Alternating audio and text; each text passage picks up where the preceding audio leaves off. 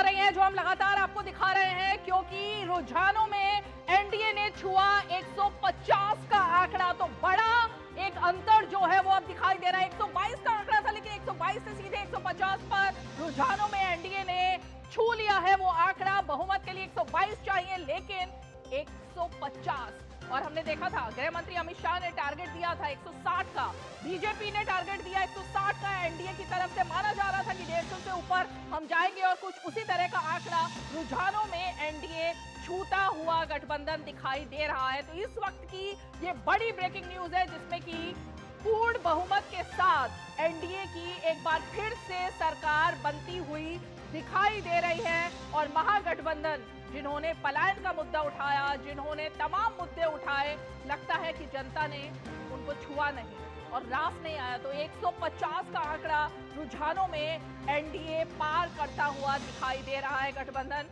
और इस बार जो एकजुटता की बात की जा रही थी, वो एकजुटता एनडीए ने देखी और दिखाई, और लगता है कि उसी का परिणाम है।